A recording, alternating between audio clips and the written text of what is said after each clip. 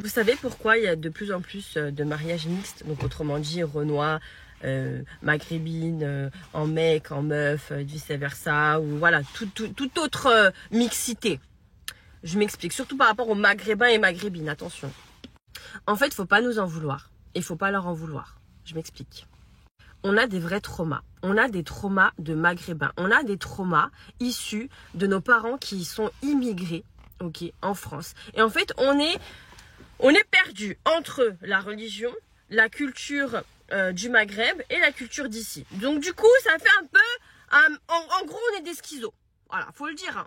On est des schizophrènes et du coup, il y a des trucs où on est d'accord, pas d'accord. On a envie de faire, mais finalement, c'est contre notre morale. Bref, c'est très bizarre dans notre tête. Et en fait, on ne peut pas se marier entre schizophrènes. Ce n'est pas possible. On ne sait pas gérer nos émotions.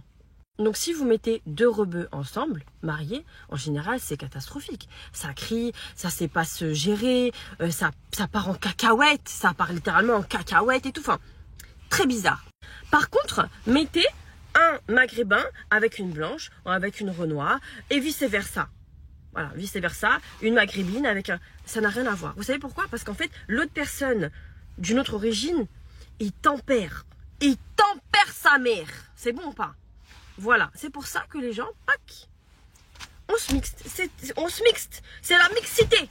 On se mixte. Voilà. Donc moi, je vous dis la vérité, je suis totalement pour. Parce que sinon, je pense qu'il y aurait eu pas mal de quick. Voilà. Et beaucoup de gens en zonze. Vous savez pourquoi il y a des maghrébins qui nous insultent de beurette à crème? Wow. Je vais vous balancer leur secret. Petit 1, c'est soit parce qu'ils ont un petit sgégouille.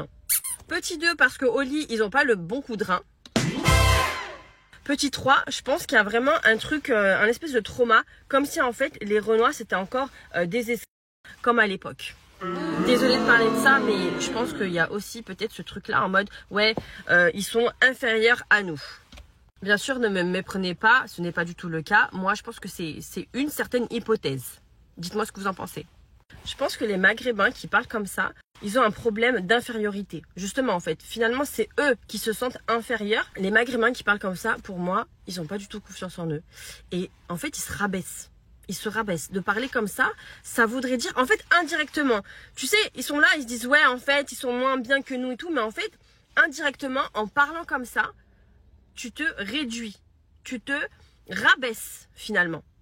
Je ne sais pas si vous voyez un petit peu la façon dont je pense. Les filles, s'il y a un maghrébin qui vous parle de Renoir, oui, est-ce que tu as fait avec, est-ce que machin, qu'est-ce que tu en penses, etc. Et que lui, il est un peu en bizarre, franchement, les filles, un conseil, fuyez.